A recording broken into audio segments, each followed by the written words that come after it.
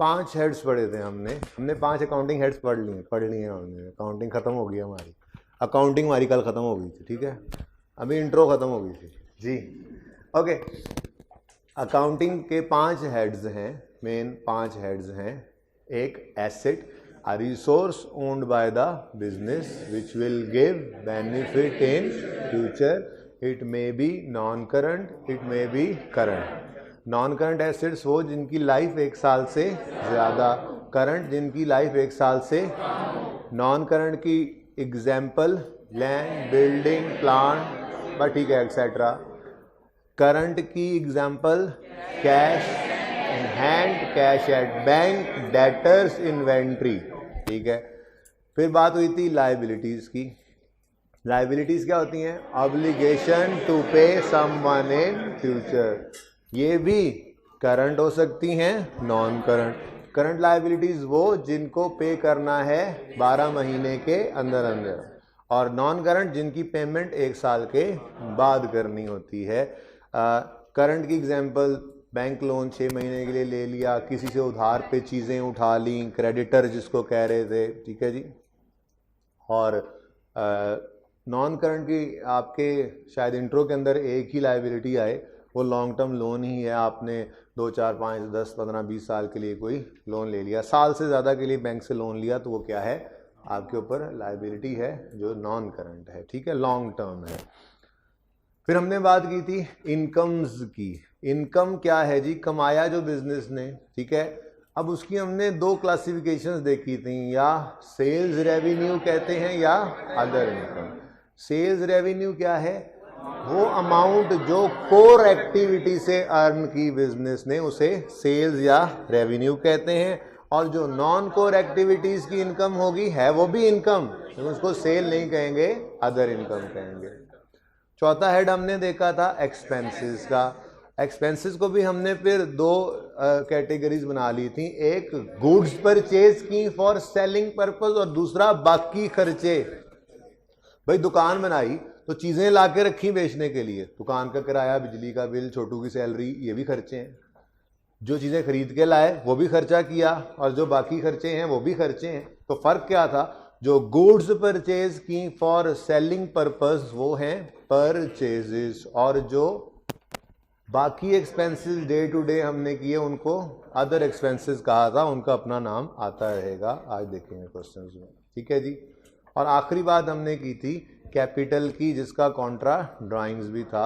अगर कुछ भी बिजनेस से, कहा तो मैंने कल कैश ही था, लेकिन देखते हैं आज या कल में किसी भी वक्त में मजीद एग्जाम्पल समझा दूंगा। सिर्फ कैपिटल की ही शक्ल में, कैश की शक्ल में ही कैपिटल नहीं आता ओनर से, और भी कुछ चीज़ें ला सकता है।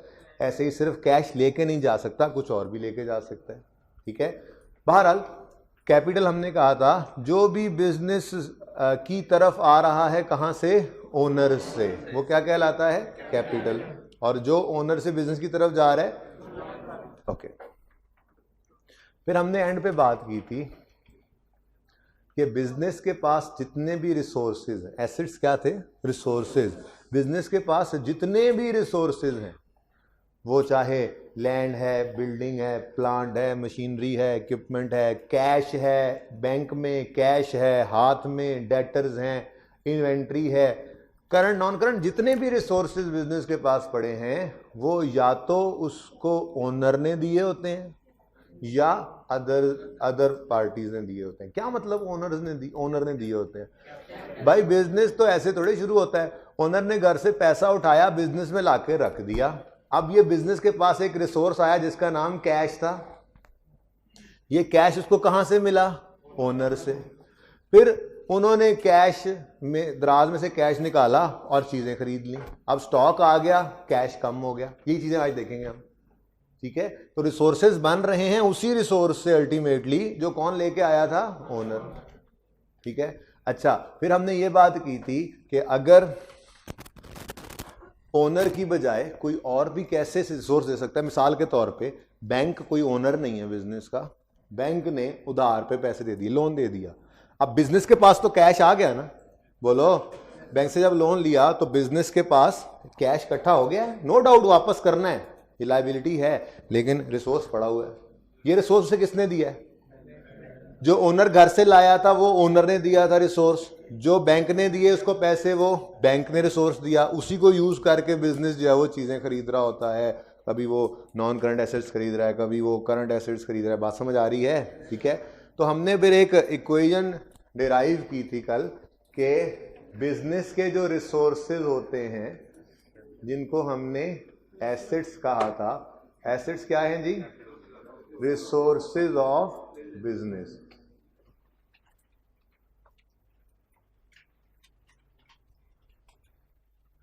ये हमेशा इक्वल होंगे कैपिटल प्लस लायबिलिटी से। क्या मतलब? मतलब कि बिजनेस के पास जो भी रिसोर्सेज हैं या वो ओनर ने लाके उसको दिए होंगे, भाई कैश की फॉर्म में भी लाया तो आगे वही कैश यूज हुआ है ना, क्यों समझे? ठीक है। तो बिजनेस के पास जितने भी रिसोर्सेज हैं या तो वो रिसोर्सेज सप्लाई किए होंगे, दिए होंगे बाय द ओनर, या वो सप्लाई किए होंगे अदर्स ने। जैसे सिर्फ बैंक नहीं, आपने अभी क्रेडिटर की डेफिनेशन बताई, अ पर्सन फ्रॉम हुम गुड्स आर परचेज्ड ऑन उधार। हम चीजें खरीद के ले आए, पैसे कोई नहीं दिए, वो चीजें आगे बेच के हम कमाई भी कर रहे हैं। तो एक रिसोर्स था इन्वेंट्री स्टॉक, भाई रिसोर्स था, अपने पैसों से खरीदा या किसी से उठा लाए उधार पे? बोलो, क्रेडिटर क्या है? किसी से चीजें उधार पे लाए। तो जो चीजें उससे उधार पे लाए, जब उधार पे लाए हैं तो पैसे तो नहीं दिए। बोलो, अब चीजें तो आ गई हैं, तो ये चीजें उस बंदे ने हमें दी हैं, और बोलो लायबिलिटी तो है हम पे, लेकिन ये लायबिलिटी क्यों बनी? क्योंकि हमने चीजें उससे उधार पे ली थी। तो बिजनेस के पास स्टॉक पड़ा है लेट से, तो वो कुछ हो सकता है उसने ओनर वाले कैश से खरीदा हो सकता है कुछ उसने क्रेडिटर से उधार पे लिया हो। तो बहरहाल हमेशा ये इक्वेशन ऐसे ही बना करेगी कि जितने भी बिजनेस के पास रिसोर्सेज हुआ करेंगे वो इस इक्वेशन से बाहर नहीं निकल सकेंगे। कोई, मैंने आपको कल कहा था, जमीन से नहीं रिसोर्सेज उगेंगे, आसमान से नहीं बरसेंगे, बल्कि बिजनेस के पास रिसोर्सेज आने के दो ही रास्ते हैं। ठीक है जी, या तो वो ओनर ने लाकर दिए होंगे या वो अदर्स ने लाकर दिए होंगे। ठीक है जी। बाकी देखेंगे बिजनेस जो कमाया वो कहाँ पे जाना है, ये आता रहेगा आहिस्ता आहिस्ता। तो रिसोर्सेज ऑफ बिजनेस हमेशा बराबर हुआ करेंगे, resources supplied by the owners और रिसोर्सेज सप्लाइड बाय अदर्स। ठीक है जी। और इसको कहा जाता है अकाउंटिंग इक्वेशन। क्या कहा जाता है जी? ये हमेशा बराबर होगी, ये हमेशा बराबर होगी। बिजनेस के रिसोर्सेज दो ही चीज़ों का मजमुआ हुआ करेंगे, ओनर्स के आए हुए रिसोर्सेज का प्लस दूसरों ने जो रिसोर्सेज दिए हैं उसका। ठीक है, क्लियर है ये बात? ठीक है। अच्छा, अब आज इससे आगे बात शुरू करनी है हमने। अगले कई दिन, थोड़ी सी जगह और बना लेते हैं, जरा सेंटर में भी है। अगले कई दिन तक हम बस यही रिलेशन देखते रहेंगे, एसेट्स इक्वल होते हैं कैपिटल और लायबिलिटीज।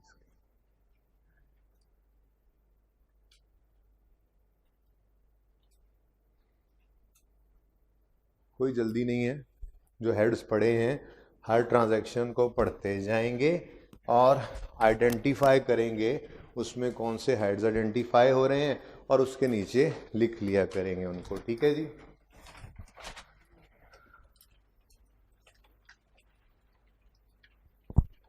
यहाँ पे कोई 5-6 कॉलम्स लिखने पड़ सकते हैं, जहनी तौर पे इसलिए तैयार करूँ कि आपको तकलीफ कभी कभी साथ नोट करने वाली भी होती है, तो गलत नोट ना कर बैठे। ठीक है जी। तो एसेट्स के नीचे कोई 5-6 कॉलम्स आ सकते हैं। कभी कैश इन्वॉल्व हो रहा है, कभी इक्विपमेंट इन्वॉल्व हो रहा है, कभी डेटर आ रहा है, कभी इस तरह से 3-4-5 चीज़ें आ सकती हैं। कैपिटल तो आपको पता है एक ही होता है। ठीक है जी। और लाइबिलिटीज़ भी अभी फ़िलहाल एक दो ही नज़र आया करेंगी आपको। तो किस तरह से हमने लेके चलना है ये देखते हैं। क्वेश्चन एक आपके सामने है, दो क्वेश्चन हैं इनफैक्ट आपके सामने।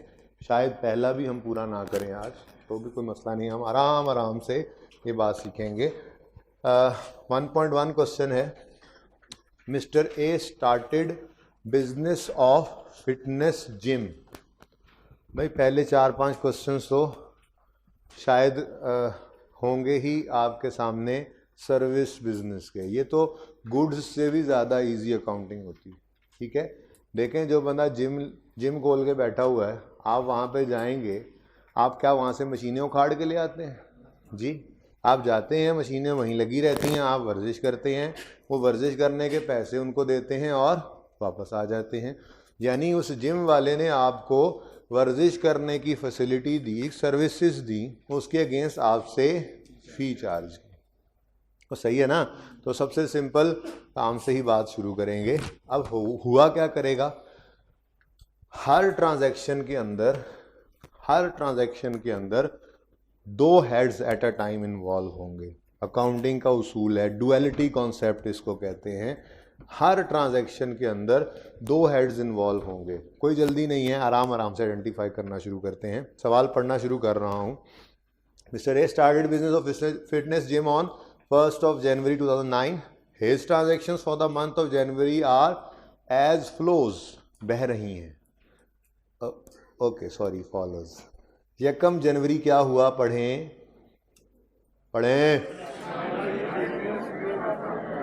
ओके भाई, अगर किसी का बीकॉम का बैकग्राउंड है, मैंने पहले भी अर्ज किया था, या किसी ने पहले कोई थोड़ी बहुत इंट्रो पढ़ रखी है, या FAR 1 वाला बच्चा इधर भी बैठा हुआ है, वो काइंडली कुछ पहले कुछ 10-12 दिन बिल्कुल जवाब वगैरह देने से परहेज़ करेंगे, ठीक है। उसके बाद फिर इंशाल्लाह फिर मैच बराबर का हो जाएगा। तब तक आप लोग ज़रा अपने तौर पे ही माजरत मेरी कबूल करके चुप करके बैठिएगा, ठीक है। ओके जी, started business with 50,000 in cash. जी, कोई मदर का रेड बता दे। जो भी नया बच्चा हो बस वो बताए, ठीक है जी। आप बताना पसंद करेंगे कुछ, क्या कौन से दो हेड्स इन्वॉल्व हो रहे हैं जिन्होंने हाथ खड़ा किया हुआ था? हैं? बैंक का लफ्ज तो नहीं नजर आया मुझे। और कोई? कैश तो हो गया। और जी सुने, इसी तरह से हर ट्रांजैक्शन में आपने आइडेंटिफाई करना है। देखें, सुनिए गौर से। अब बिजनेस, कल वाली तस्वीर याद आ रही है आपको? कैसे याद आएगी, आप कल थे ही नहीं, ठीक है जी। कल घर से बोरी पैसों की भर के ओनर बिजनेस में लाया था, ठीक है। तो जब बिजनेस स्टार्ट हुआ, ओनर घर से पैसा लेकर आया, तो वो पैसा जैसे ही बिजनेस के पास पहुंचा, बिजनेस के ऊपर बोझ आ गया। बताया था, कैपिटल का दूसरा नाम बताया था, पेएबल टुवर्ड्स ओनर भी होता है। कैपिटल पेएबल टुवर्ड्स ओनर भी है। अब जरा गौर करें तो बिजनेस के दराज में कैश तो भरा है ना। तो बोलो, बिजनेस के पास एक रिसोर्स आया है, उस रिसोर्स का नाम क्या है? कैश। कैश बिजनेस के पास कम हो गया है। गौर करना है, मेरी गलत बातों को सही करना है, मुझे अकाउंटिंग आपने सिखानी है, सही है जी। कैश जब ओनर घर से लाया तो बिजनेस के पास कैश कम हो गया। आप कहेंगे ओनर के पास तो कम हो गया, भाई सेपरेट एंटिटी है और ओनर के कॉन्टेक्स्ट से तो हमने सोचना ही नहीं है। कुछ दिन हमने कैसे सोचते रहना है, सिर्फ बिजनेस के पर्सपेक्टिव से। और ओनर से हमें क्या, घर में उसके पैसे पड़े थे, नहीं है, हमें क्या इससे, ठीक है। हम वो बिजनेस के मुंशी हैं ना सारे आप जी। तो फिर सुने, बिजनेस शुरू किया ओनर ने, घर से पैसे उठा के लाया, बिजनेस के पास कैश बढ़ गया, बिजनेस के पास कैश, और at the same time business क्या फील कर रहा है? लायबल। बिजनेस एक आर्टिफिशियल पर्सन की तरह से लायबिलिटी फील कर रहा है, बोझ फील कर रहा है। क्या? एक बोझ पड़ गया उस पर। ओनर घर से पैसे ले आया है, आज बिजनेस बंद करें तो बिजनेस को ये पैसे ओनर को वापस करने पड़ेंगे। तो एक ट्रांजैक्शन है, लेकिन हेड्स कौन कौन से इन्वॉल्व हो रहे हैं? कैश और कैपिटल। कैश और कैश बढ़ रहा है, कम हो रहा है? कैपिटल बोझ बढ़ रहा है या कम हो रहा है? बोलो। तो पहली ट्रांजैक्शन में ओनर घर से कैश लाया, तो हमने वो बिजनेस वाले डिब्बे में रहना है। मैंने आपको कहा था कुछ दिन सिर्फ हर चीज को बिजनेस के एंगल से देखना है, ठीक है? तो ओनर घर से पैसे लाया, बिजनेस के पास कैश बढ़ा और बिजनेस पे बोझ भी बढ़ा, दोनों बढ़ गए। ये जरूरी नहीं है कि एक चीज बढ़ेगी एक कम होगी। कभी हेड्स दो ही इन्वॉल्व होंगे, कभी दोनों बढ़ेंगे, कभी दोनों कम होंगे, कभी एक बढ़ेगा एक कम होगा, कभी एक कम होगा एक बढ़ जाएगा। आपने ट्रांजैक्शन देखना है और समझते जाना है। बिल्कुल आम सी बातें हैं, मैंगो बातें, ठीक है? तो आखिरी बार पहली ट्रांजैक्शन दोबारा बोल रहा हूं। पहली transaction started business with capital of, started business with capital लिख देते तो आपको पता लग जाता। Started business with 50,000 in cash. Owner घर से कैश लाया, बिजनेस के पास कैश बढ़ा और बिजनेस पर कैपिटल नामी लायबिलिटी भी बढ़ गई। चलें आप कैपिटल को लायबिलिटी नहीं कहा करेंगे, कैपिटल ही कहा करेंगे, ठीक है? तो फिर बोलें जी, पहली ट्रांजेक्शन में क्या हो रहा है? कैश बढ़ा, कैपिटल भी बढ़ गया। कैसे प्रेजेंट करेंगे? इधर देखें, एसेट है कैश,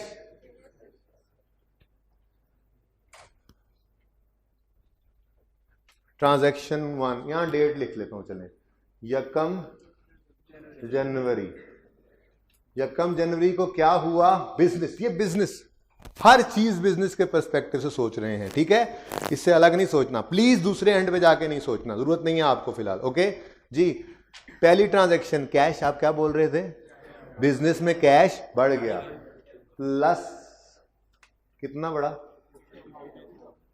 लो जी, बिजनेस की जो दराज है उस दराज में कितना कैश भर गया है? 50,000, ठीक है जी? कैश बढ़ा और at the same time capital भी बढ़ा है। ये बात समझ आई है? तो अकाउंटिंग के अंदर हर ट्रांजैक्शन के दो इंपैक्ट्स हुआ करेंगे। आज हम सिर्फ यही आइडेंटिफाई करेंगे, काफ़ी दिन यही करते रहेंगे आइडेंटिफाई, यही प्रैक्टिस करनी है। स्पीड आहिस्ता आहिस्ता डेवलप होती जाएगी। सीनियर से सुनते होंगे कोई नाम उल्टे सीधे, कोई दो नाम, वो नहीं आपने अभी सुनने सोचने, वो 13-14 दिन बाद जाके उनका नाम लेंगे, कोई ज़रूरत नहीं है। वो जब लेंगे तो सब कुछ आता होगा। बात समझ आ रही है? ठीक है? वो नाम भी मैं क्लास में कभी गलती से निकल जाया करेंगे मुँह से, उसकी वजह FA1 FA2 क्लास में चुके वो नाम लिए जा रहे होते हैं, ठीक है? आपकी क्लास में कोशिश यही होगी कि मैं 12-13-14 दिन उन चीज़ों के नाम, वो जो दो नाम है वो ना लूँ जो आप सुन के भी आए होंगे सीनियर से कि अकाउंटिंग तो बस यही है, तो वो उसको छोड़ दें, वो नहीं सोचना आपने। जैसे कह रहा हूँ बस वैसे ही चलते रहना है। तो हर ट्रांजैक्शन में दो हेड्स इन्वॉल्व होंगे, कभी दोनों बढ़ेंगे, कभी दोनों कम होंगे, कभी एक बढ़ेगा एक कम होगा, ठीक है? तो पहली ट्रांजैक्शन अब दोबारा पढ़ें, दोबारा पढ़ के देखें ये जो किया समझ आ रहा है जल्दी से।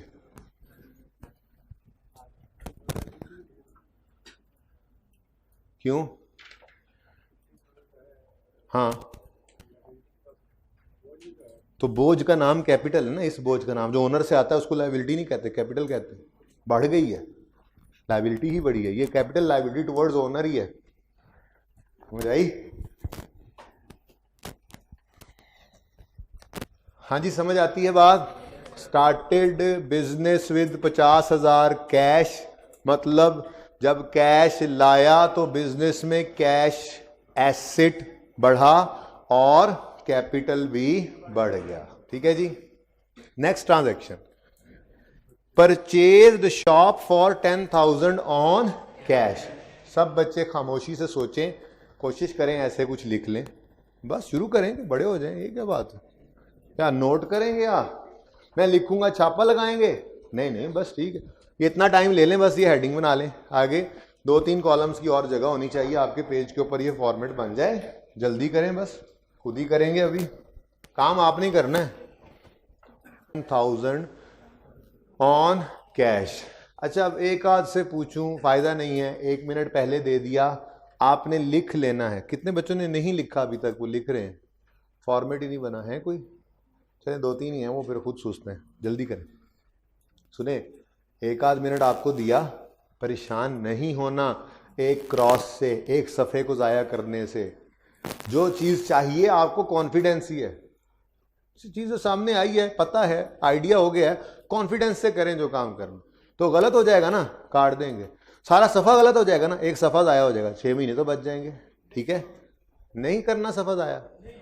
अच्छा, सफ़ा नहीं ज़ाया होगा, अच्छा वो तो बेटा होगा जी। सुने, purchased shop for 10,000 on cash, तो बड़ी सस्ती मिल गई। चले छोड़े, हमें से क्या जी। शॉप लायबिलिटी है, एसेट है, अच्छा करंट एसेट है। अच्छा शॉप है एसेट, कौन सा, non current. Non current current यहाँ पे नहीं लिखना, बस एसेट है तो लिख देंगे, जौन सा भी होगा लिख दिया करेंगे।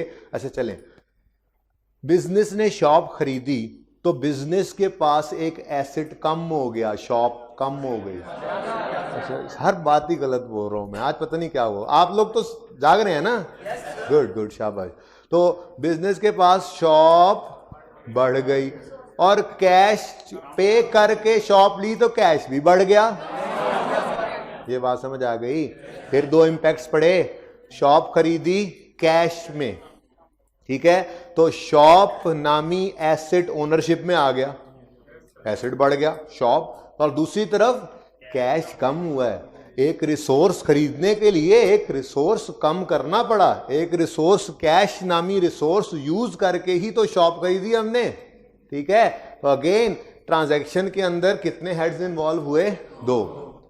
पिछली ट्रांजैक्शन में दोनों बढ़ गए थे, इस बार एक बढ़ रहा है, एक कम हो रहा है। अच्छा, किसी भी वक्त में ना ये देखेंगे तो बराबर ही रहेगा। अगर आप पहली ट्रांजैक्शन के एंड पे देखें तो एसेट साइड का टोटल कितना आ रहा है, टोटल क्या एक ही है, 50,000 टोटल ही है, 50,000। लायबिलिटी साइड का टोटल क्या आ रहा है, 50। हर ट्रांजैक्शन के एंड पे ये बराबर होना चाहिए, यही तो अकाउंटिंग इक्वेशन है। सही है, आजमाते हैं जी। आप कह रहे हैं शॉप खरीदी इन कैश, शॉप खरीदी इन, शॉप बढ़ गई, एसेट है लायबिलिटी, नाम लिखें, शॉप, शॉप कहते हैं ना आप लोग, शॉप नहीं खुली हुई किस दिन, 3। अच्छा शाप, चुप कर जाओ, 3 जनवरी बस ना। ये जो नए आए हैं ना इनको समझा दो भाई, पहले वालों जी। 3 जनवरी को शॉप बढ़ गई, कितने से, 10,000 से, लेकिन उसी वक्त एक रिसोर्स कम भी हुआ, उसका नाम क्या है, कैश। तो कैश माइनस 10,000, यहीं पे टोटल करके देखो, बराबर ही है, बराबर, जीरो नहीं, टोटल करो, इधर सब एसेट्स का टोटल करो, तो एसेट्स में ये माइनस प्लस तो कैंसिल हो गया, तो वही 50 और उधर कुछ गया ही नहीं। ये जब भी एंड पे जाके भी टोटल करेंगे, तो यही तो सही होने की जो है वो दलील है कि हम सब सही कर रहे हैं। ठीक है, एसेट बराबर कैपिटल प्लस लायबिलिटी के, ओके सही है। कितने बच्चों की ये ट्रांजैक्शन इन्होंने लिख भी ली थी और सही थी। अच्छा, अब ये हाथ सब खड़े होने चाहिए, लिखना है आपने, डरना नहीं है इससे। नेक्स्ट ट्रांजैक्शन पढ़ रहा हूं, 5 जनवरी, purchase furniture for 5,000 on cash. 30 second में कर लेंगे, अब मुझे पता है, हिम्मत करें, चले पूरा मिनट लें।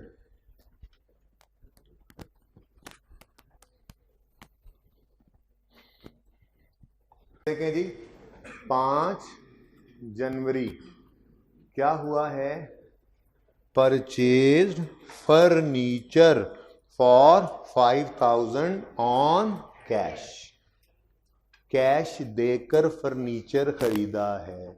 बिजनेस में कैश बढ़ गया, फर्नीचर कम हो गया, ओके, फर्नीचर बढ़ गया, कैश कम हो गया। फर्नीचर एक लायबिलिटी है, एसेट है, अच्छा, और कैश एक, वो भी एसेट ही है, यानी अगेन इधर ही दोनों, कौन सा नया एसेट? फर्नीचर खरीद लाए जी, खरीदारियां हो रही हैं जी, बिजनेस शुरू हुआ है ना, ऐसे क्या पैसे घर से ले आए, अब बहा ही जा रहा है। चलें बाहर जी। 5 जनवरी को फर्नीचर बढ़ गया कितने से? 5000 से, और कम क्या हुआ? कैश 5000। समझ आ रही है? चले आहिस्ता आहिस्ता मुश्किल करते हैं अब बातों को। 8 जनवरी वाली ट्रांजैक्शन करें, छेती छेती करें।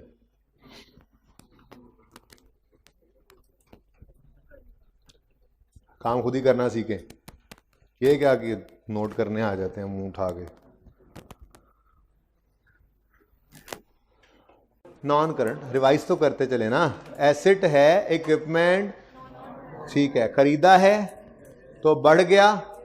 एसेट कौन सा बढ़ा है? इक्विपमेंट। और दूसरी तरफ एक एसेट कम हो गया, कौन सा? कैश। 8 जनवरी को ओके इक्विपमेंट खरीद लाए। मैं माजरत चाहता हूं कि ये कैपिटल से स्मॉल हो गए हैं लेटर्स, मतलब हो गए हैं, ठीक है जी। इक्विपमेंट बढ़ गया कितने से? 5000 से। 5000 का इक्विपमेंट खरीदा, बिजनेस में 5000 से एक रिसोर्स बढ़ गया। At the same time cash 5000 से कम हो गया, ठीक है जी। भाई बड़ी हंसी आ रही है आपको, ध्यान रखें पेपर में हादसा निकल जाता है फिर बंदे का, जिसको हंसी आती है। ओके ओके ओके ओके, नाराज हो गया जैसे। अच्छा जी, नेक्स्ट ट्रांजैक्शन। यहां तक कोई मसला, किसी को कंफ्यूजन है? थोड़ा बहुत, थोड़ा सा भी कंफ्यूजन है, छोटा सा भी कंफ्यूजन है तो बता दें। Purchase equipment for 15,000 on. चलें जी, आपके पास पूरे 2 मिनट हैं इस ट्रांजैक्शन का, कुछ कर लें, करें कुछ, करें। इक्विपमेंट खरीदा है ऑन क्रेडिट, यही बोल रहा है। वो कह रहा है जी परचेज इक्विपमेंट फॉर 15,000 ऑन उधार। क्रेडिट क्या है? उधार। क्रेडिट क्या होता है? उधार। तो इक्विपमेंट बढ़ा, चलो उसको तो बढ़ाएं। किस दिन? 10 जनवरी को इक्विपमेंट बढ़ गया कितने से? 10,000 से। ओके, यकीन नहीं है भाई, पूरा यकीन है बस आप लोगों पे।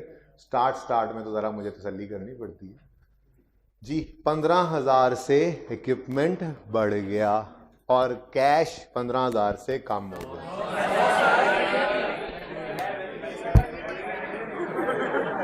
क्या हुआ? कैश कम नहीं हुआ, बल्कि उधार पे लाए थे। तो जैसे ही ये फर्नीचर दुकान में दाखिल होगा, फौरन ही बोझ महसूस होगा। क्या बोझ महसूस होगा?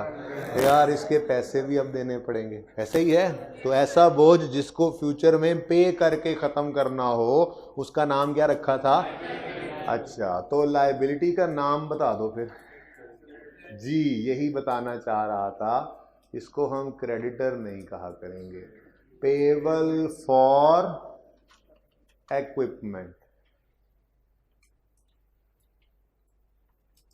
अभी कोई और आएगा तो वो आगे लिख लेंगे, फिलहाल तो एक ही आया है। ये क्यों कहा? सुने अब थोड़ी सी डिस्कशन, इधर देखें, बाद में लिख लीजिएगा, पहले बात पूरी समझ लें, लिख लीजिएगा फिर।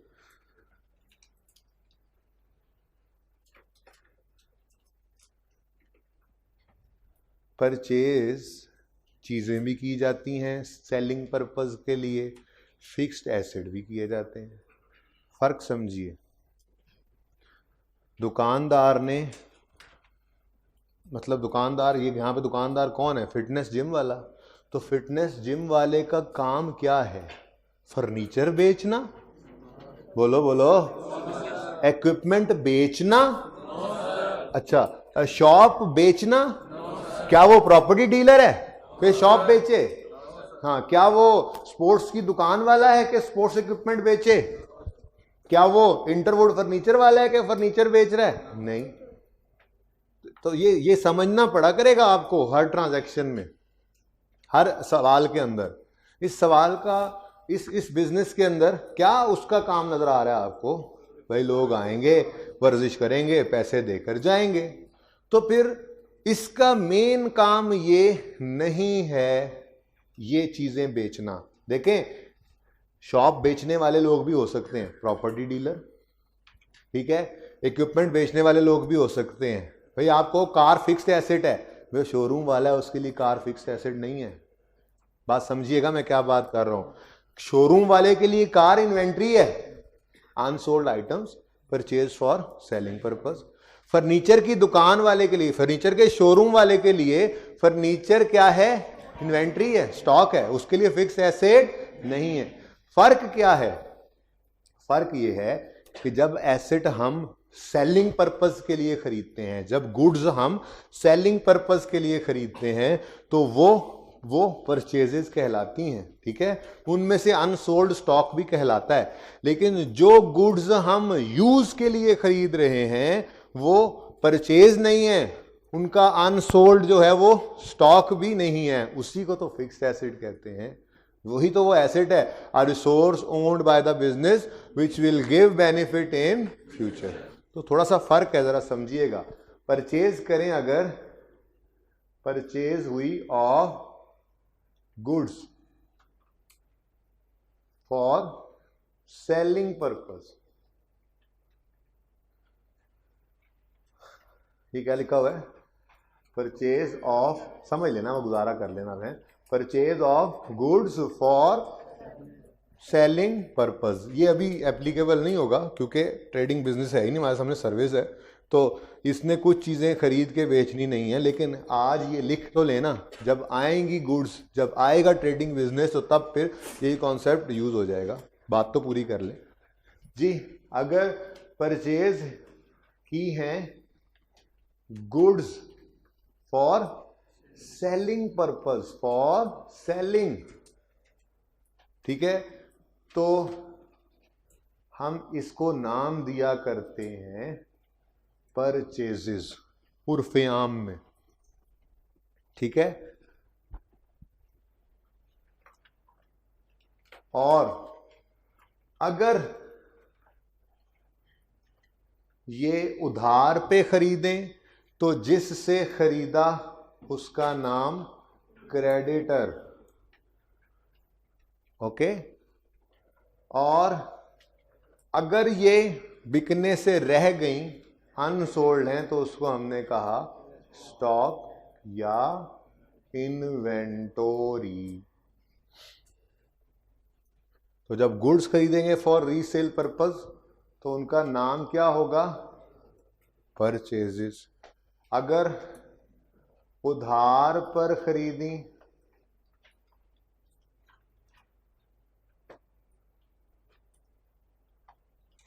तो जिससे खरीदी उसका नाम बोलो क्रेडिटर, ठीक है। बल्कि अभी इसको रहने ही नहीं, ये समझ है आपको, इससे आगे ना बढ़ाएं, इससे फिर बढ़ा लेंगे जब कोई चीज़ ज़रूरत पड़ेगी। अभी ज़रा बिल्कुल बेस थोड़ी सी बात करके फिर उसके बाद आहिस्ता आहिस्ता आगे बढ़ा लेंगे, अगली बात नहीं करते। आगे दो चीज़ें और लिखी जा सकती थी आज ही, लेकिन चले मौका आने पे लिख लेंगे। अच्छा जी, ये तो थी गुड्स परचेज हुई फॉर सेलिंग पर्पस, ठीक है। अगर परचेज हो of fixed assets, purchase of, आप यूं कह लो, गुड्स ही कह लो। असल में मैं चाह रहा हूं कि गुड्स का लफ्ज आपको कंफ्यूज ना करे, तो मैं यहां पे फिक्स एसेट लिख दूं। मैं लिखना वैसे तो आइडियली तो ये लिखना चाहिए था purchase of goods for use, ठीक है, लेकिन मैं ये गुड्स नहीं लिखना चाह रहा, ये कंफ्यूज करता है आपको। बेहतर लफ्ज लिख लेते हैं जरा। अगर हम परचेज करें ऑफ फिक्स्ड एसेट्स, वो सेलिंग पर्पस के लिए नहीं होता, किस लिए होता है? For use. यानी हमने परचेज क्या किया, बोलो गुड्स परचेज की, बोलो गुड्स हैं, नहीं कह दिया ना इसको फिक्स्ड एसेट। क्या खरीदा हमने, फिक्स्ड एसेट। तो फॉर सेलिंग पर्पस, बोलो फॉर यूज। तो फिर ऐसी चीज, हालांकि परचेजेज ही हैं ये भी, हम तो उर्फ आम में आज तक तो हम परचेज क्या कहते थे, जो चीज भी खरीदी। अकाउंटिंग में आके थोड़ा सा फर्क पड़ने लगा है। अगर हम गुड्स खरीदे सेलिंग पर्पस के लिए तो उसको कह देते हैं परचेजेज है, लेकिन अगर हम फिक्स्ड एसेट खरीदें फॉर यूज तो उसका नाम परचेजेज नहीं बल्कि एसेट का अपना नाम आएगा। समझे नहीं, समझाता हूं। अगर फर्नीचर का शोरूम वाला है, सुनना जरा गौर से, तो उसने जो फर्नीचर खरीदना है वो सेलिंग पर्पस के लिए खरीदना है, बोलो, तो वो फर्नीचर को क्या कहेगा, परचेजेस। ठीक है। और अगर फर्नीचर वाला नहीं है बल्कि राइस वाले हैं, इन्होंने फर्नीचर खरीदा, तो क्या ये सेलिंग पर्पस के लिए खरीदा है, नहीं, तो फिर ये खरीदते वक्त ये नहीं कहेंगे परचेजेस, आर परचेजेस, वो क्या कहेंगे, फर्नीचर परचेज। क्या कहेंगे, फर्नीचर आया। परचेजेज उर्फ आम में इस्तेमाल किया जाता है गुड्स के लिए, सेलिंग पर्पस वाली गुड्स के लिए नाम, जबकि एसेट का स्पेसिफिक नेम आएगा। यहां पे हम ये नहीं लिखते कैंटीन वाला लिखे समोसा पकोड़ा, कहेगा परचेजेज है मेरी। ठीक है। लेकिन अगर कैंटीन वाला अपने टेबल्स खरीद ले, वहां पे जगह बनाने के लिए, बिठाने के लिए, आपको जगह बनाने के लिए कोई टेबल्स को कुर्सियां खरीद ले, तो उनको परचेजेस नहीं कहेगा, उनको क्या कहेगा, फर्नीचर परचेज। ठीक है। तो ये थोड़ा सा फर्क पड़ा। नाम एसेट लिया फॉर यूज, तो एसेट का नाम देख लें आप, shop purchase, furniture purchase, equipment purchase. हमने कहीं पे परचेजेस तो नहीं कहा, इसको एसेट का नाम आ रहा था। ऐसे ही है, चूंकि ये तो अभी केस आया नहीं हमारे सामने, गुड्स तो अभी आएंगी कुछ दिन में। अच्छा, अगर उधार पे खरीदें तो जिससे खरीदेंगे उसका नाम बिल्कुल आएगा, लेकिन लफ्ज क्रेडिटर लिखने से आप कंफ्यूज हो जाओगे कि कहीं ये गुड्स तो नहीं है जो सेलिंग पर्पस के लिए उधार पे खरीदी। दोनों में फर्क है ना। एसेट असल में कभी कभी खरीदा जाता है। आप अगर हाइपरस्टार चले जाएं, जाते ही होंगे आप लोग, तो जब वहां पे आपने देखा हो तो सेल परचेज की रोजाना के हिसाब से हजारों ट्रांजैक्शंस हो रही हैं। ठीक है। वो चीज़ें खरीद के वहाँ पे रखते हैं, लोग जाते हैं, वो बेच रहे हैं, तो उनकी परचेजेस भी हो रही हैं, सेल्स भी हो रही हैं हर वक्त। लेकिन फिक्स्ड एसेट हर रोज़ नहीं खरीद रहे, वो वहाँ पे हर रोज़ रैक लग रहे हों, वहाँ पे हर रोज़ लिफ्टर आ रहे हों, हर रोज़ जो वो वहाँ पे सेल लगी हो जी लिफ्टर बिक रहे हैं, ऐसा नहीं होता। तो फिक्स एसेट बिजनेस कभी कभार लिया करते हैं, यूज़ के लिए लिया करते हैं। ठीक है। तो उर्फ आम वाले अल्फाज सिर्फ किस लिए, ट्रेडिंग एक्टिविटी से रिलेटेड चीज़ों के लिए, गुड्स ट्रेडिंग एक्टिविटी के लिए ली, परचेजेस कहेंगे। जिनसे ली उधार पे उनको क्रेडिटर। क्रेडिटर लिखा हो पहले ही पता लग जाएगा देख के, अच्छा क्रेडिटर मतलब ये गुड्स ली होंगी फॉर ट्रेडिंग पर्पस। ओके। लेकिन जब फिक्स एसेट की बात आएगी तो फिक्स एसेट का आना भी उसके अपने नाम से होगा, और अगर उसको उधार पे लेंगे तो बेटर है कि आप क्रेडिटर का लफ्ज, वैसे तो ये भी सही है क्रेडिटर फॉर फिक्स एसेट लिख दो, लेकिन क्यों कंफ्यूज करते हो खुद को क्रेडिटर लिख कर भी, क्रेडिटर का लफ्ज ही ना लिखो, कुछ और लिख दो, पेएबल लिख दो। पेएबल भी तो लायबिलिटी है, payable for asset name. Asset name का मतलब यानी फर्नीचर अगर उधार पे खरीदा तो मैं क्या कहूंगा, पेएबल फॉर फर्नीचर। ठीक है।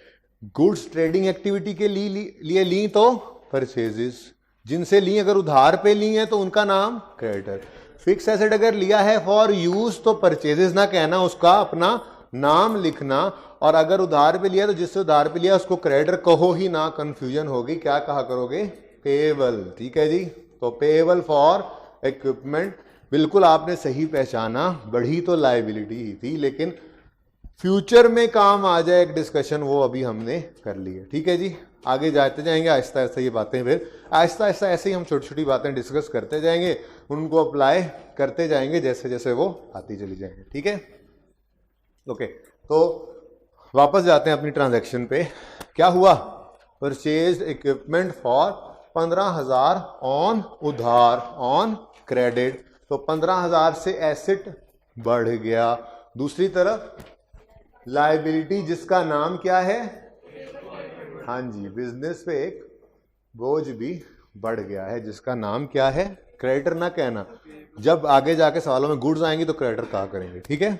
अभी क्या है, पेएबल फॉर फिक्स्ड एसेट। कोई कंफ्यूजन है तो पूछ लें।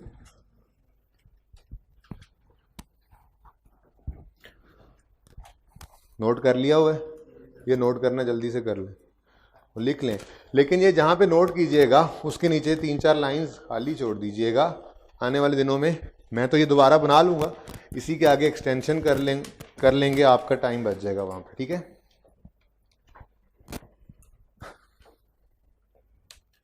लेकिन चलें 13 जनवरी वाली ट्रांजैक्शन की हेडिंग देके एक लाइन खाली छोड़ दें,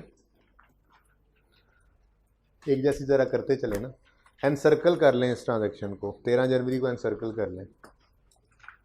इसको थोड़ी देर में करते हैं।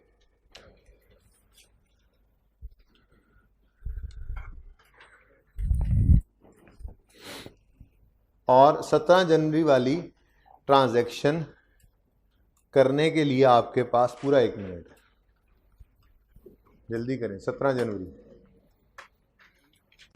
Paid for the equipment 15,000 which was purchased on 10 जनवरी, payment was made through cash. हुआ क्या है, बाद में हेड्स तो आइडेंटिफाई होते रहेंगे। हुआ क्या है, ये क्या हुआ है, कैश पे किया आपने। किस लिए पे किया, वो जो फर्नीचर खरीदा था उधार पे, उस उधार को खत्म करने के लिए, पे करने के लिए आपने कैश पे कर दिया। तो इसका मतलब गालिबन 2 हेड्स इन्वॉल्व हो रहे हैं। कौन कौन से, कैश और पेबल फॉर इक्विपमेंट। कैश बढ़ रहा है, पे जो कर रहे हैं कम हो रहा है, सही पक्की बात है। कैश बढ़ा या कम हुआ, कैश पे हुआ है, तो कैश कम हो गया, हाँ लायबिलिटी बढ़ जाएगी भाई। पेमेंट से कर्ज उतर रहा है, बोझ उतर रहा है, बढ़ना नहीं है, कम होना है।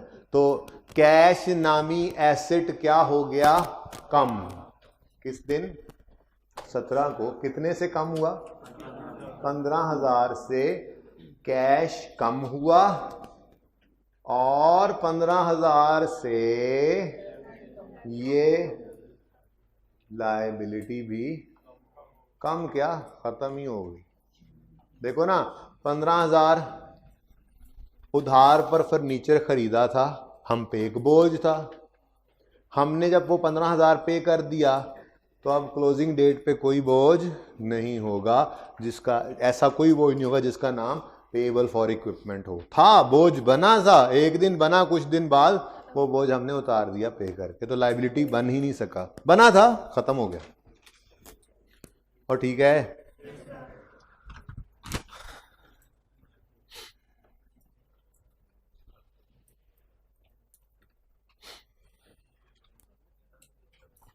अच्छा जी, अब वापस आए 13 जनवरी पे।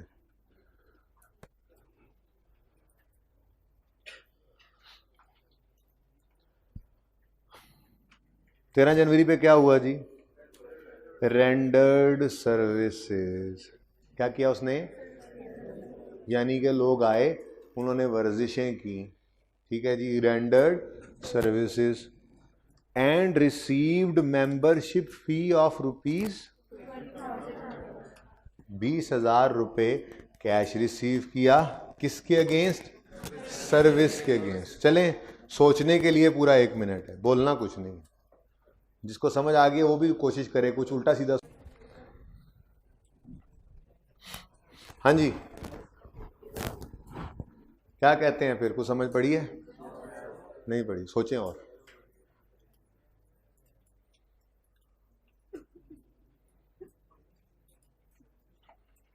हेड्स को जहन में रखते हुए कुछ सोचें, कौन से हेड्स, 2 इन्वॉल्व तो होने हैं। कैश तो चलो मैंने, मुश्किल वाला तो मैंने बता दिया, कैश इन्वॉल्व हो रहा है। एक आसान वाला और भी निकालना है आपने किसी भी तरह से, जल्दी करें।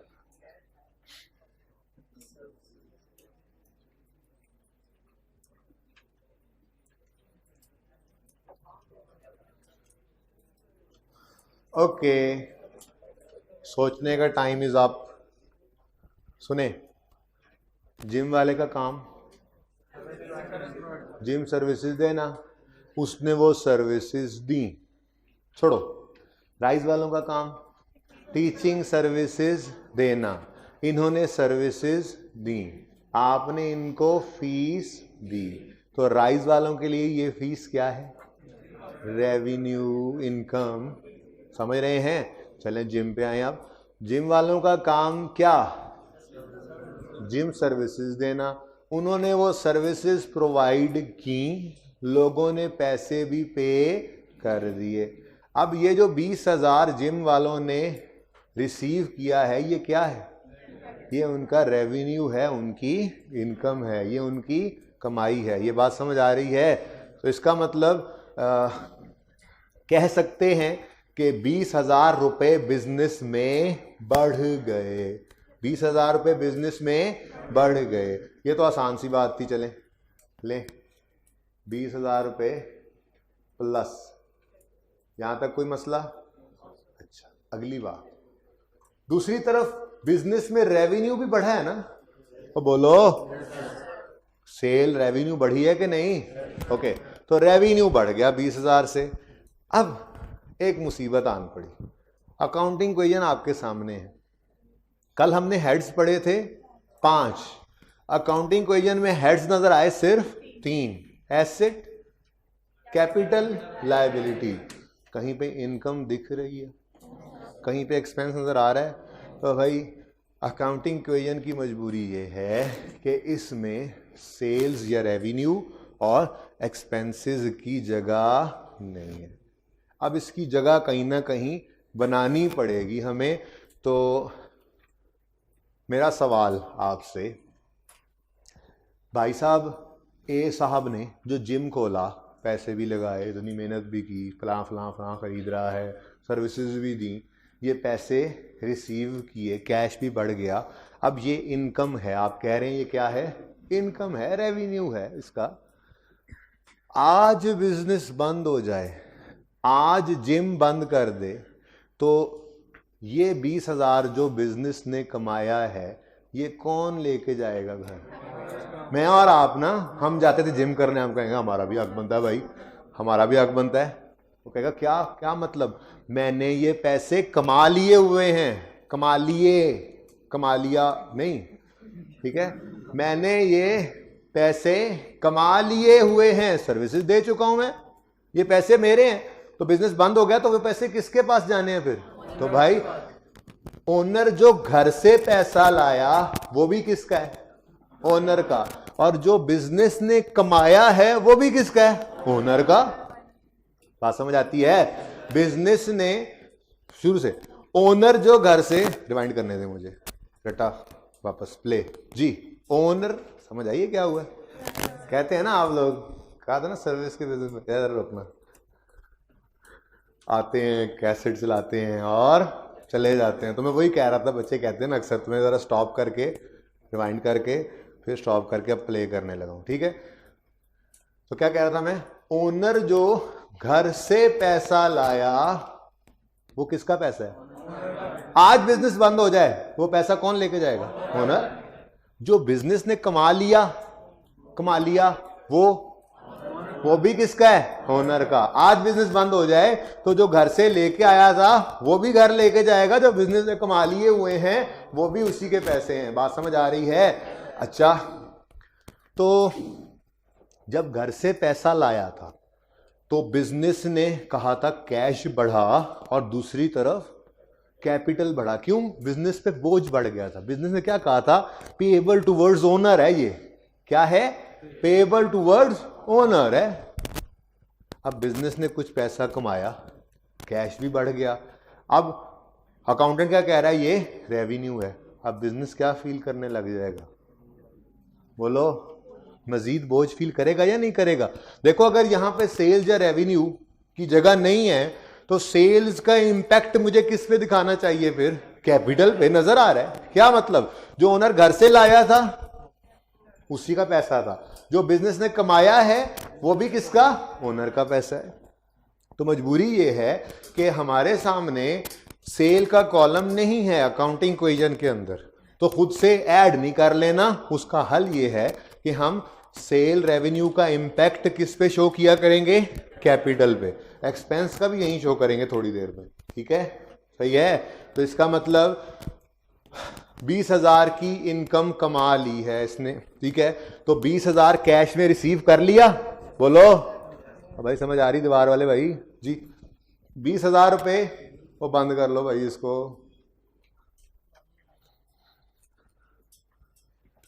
ओके, 20,000 रुपए कैश रिसीव हो चुका, ठीक है? कैश बढ़ गया, ठीक है? दूसरी तरफ हम क्या कह रहे हैं? रेवेन्यू बढ़ गया। रेवेन्यू की जगह नहीं है, तो रेवेन्यू का बढ़ना अल्टीमेटली कैपिटल का कम होना है। कम होना है। 50,000 बिजनेस में लगाए, बिजनेस में 20,000 कमाए, कल को घर 50,000 लेके जाऊंगा या 30,000? अच्छा, पक्की बात, समझ आ गई बात की? तो भाई सेल्स का कॉलम नहीं है, सेल रेवेन्यू का इंपैक्ट भी किस पे शो करना है? सेल रेवेन्यू का बढ़ना कैपिटल का बढ़ना होता है। इसको उर्दू में लिख लें कहीं पे जल्दी से, समझ आ गई है? फिर भी लिख लें। सेल रेवेन्यू का बढ़ना, sale slash revenue, sale slash revenue का बढ़ना कैपिटल का बढ़ना होता है। बस इतना सा लिख लें, बाकी डिस्कशन तो हो चुकी।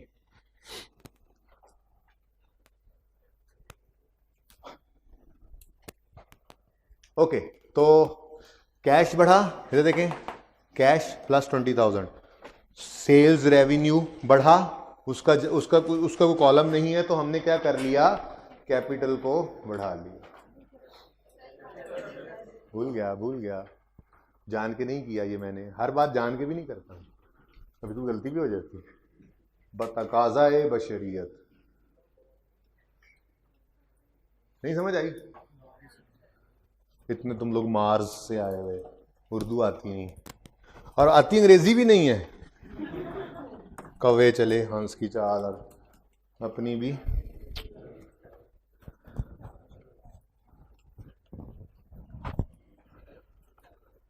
यहां तक कोई मसला क्लियर है सबको? ठीक है। तो अब जब भी अकाउंटिंग इक्वेशन के अंदर सेल्स या रेवेन्यू यानी इनकम बढ़ा करेगी, तो उसका इंपैक्ट क्या किया करेंगे? शो कैसे शो किया करेंगे? कैपिटल को बढ़ा लेंगे। क्लियर? मेरा सवाल किधर है? उधर। ओके, नेक्स्ट ट्रांजैक्शन है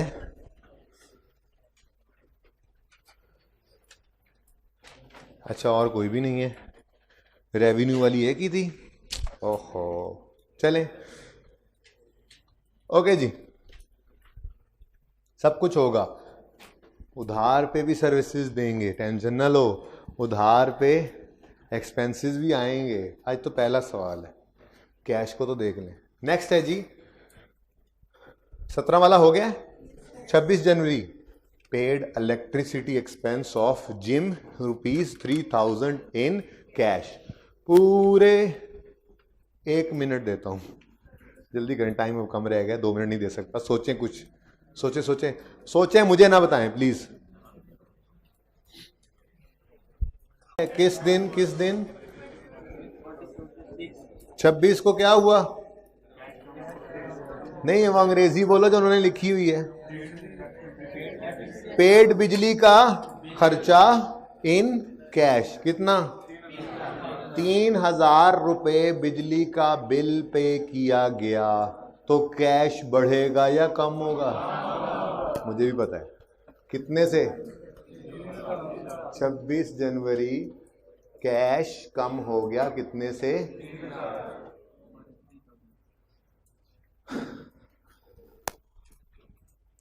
अब खर्चा हुआ है, बिजनेस ने प्रॉफिट कमाने के लिए ही बरकी कुमकुमे लगाए थे ना, हैं? तो उनका जो बिल आया वो एक्सपेंस कहलाया बिजनेस का। अगर इनकम ओनर घर ले जा रहा है तो एक्सपेंस भी कैपिटल में से माइनस होना चाहिए ना। देखो एक बात याद रखो, आपने टोटल सेल्स की 100 रुपए की, तो ये 100 रुपया आपका प्रॉफिट नहीं है। ये 100 कमाने के लिए आपने 70 रुपए एक्सपेंस किए, तो घर क्या लेके जाओगे? 30 रुपए का प्रॉफिट। ये कॉन्सेप्ट ध्यान में रखना। आसानी के लिए समझाने के लिए सारा का सारा 20 कैपिटल में ऐड करवा तो दिया मैंने, लेकिन ये 20 कमाने के लिए जो खर्चे हुए हैं वो खर्चे भी यहाँ से माइनस होने चाहिए।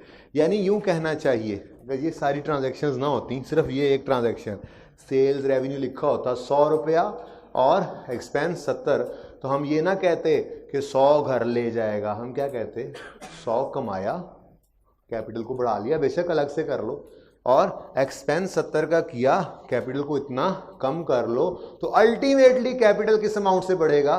30 रुपए से। भाई घर तो मुनाफा ही लेके जाना है ना। क्या ख्याल है कि 100 रुपए की चीज़ है, वो 100 रुपए की जो बेची सारा मुनाफा होता है क्या? बोलो नहीं, उसको खरीदने पे भी कुछ खर्चा आता है, दुकान में रखा उस पर भी कुछ खर्चे आए। ये बात समझ रहे हो? इसका मतलब रेवेन्यू आने पे कैपिटल बढ़ा था, तो एक्सपेंस आने पे कैपिटल को कम करेंगे। अल्टीमेटली क्या हो जाएगा?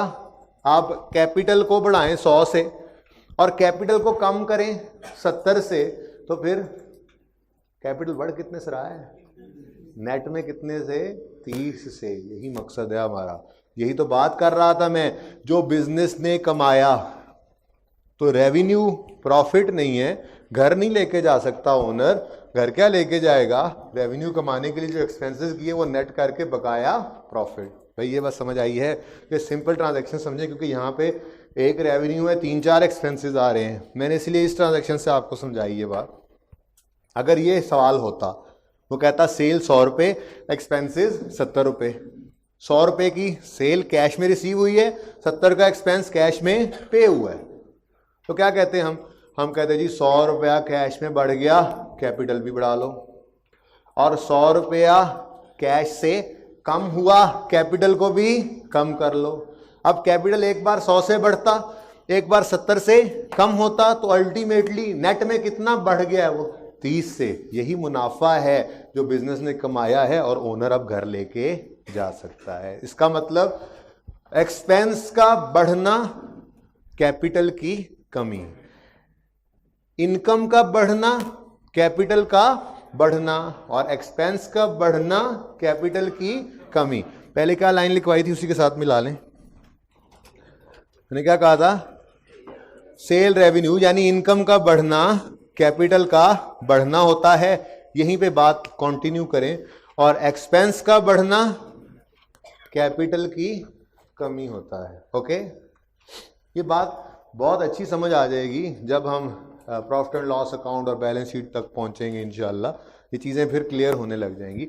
फिलहाल तो काम चलाएं जैसे कह रहा हूँ, ठीक है। सेल रेवेन्यू अल्टीमेटली है यही बात, सेल रेवेन्यू के बढ़ने से कैपिटल को बढ़ा देना है, क्योंकि रेवेन्यू का कॉलम नहीं है हमारे पास यहाँ, ठीक है। और एक्सपेंस के बढ़ने से कैपिटल को कम कर देंगे, ठीक है। तो एक्सपेंस बढ़ा है, बोलो, ये देखो कैश कम हुआ है, कैश कम हुआ, एक्सपेंस बढ़ा, एक्सपेंस बढ़ा, कैश कम हुआ। कैश का कम होना तो आसान था, हाँ, एक्सपेंस का बढ़ना वो उलट शो होता है, ये थोड़ा कंफ्यूज करता है। तो ये ध्यान से देख लें, एक्सपेंस कितने से बढ़ा? 3000 का बिल आया है, तो एक्सपेंस कितना हो गया? 3000। 3000 से एक्सपेंस बढ़ गया, तो एक्सपेंस का बढ़ना कैपिटल की कमी। और ये जो एक्सपेंस बढ़ा है इसकी पेमेंट किस में की है? कैश में जी। अब बकाया एक्सपेंसेस ऐसे ही कर लेंगे। इधर देखें नेक्स्ट क्या है, सुने सुने, ट्रांजैक्शंस पढ़ रहा हूं, इससे कुछ डिफरेंट नहीं होगा। Next transaction, paid telephone expense 2000 in cash, कोई डिफरेंस? बोलो, ऐसा ही होगा ना, एक्सपेंस बढ़ा तो कैपिटल कम करोगे और कैश भी कम हो रहा है। Okay, next, paid rent 1000 in cash, rent expense बढ़ा, कैश कम हुआ, कैश का कम होना माइनस रेंट एक्सपेंस का बढ़ना, कैपिटल की कमी, कोई फर्क, सब सेम है ना। Next, paid insurance of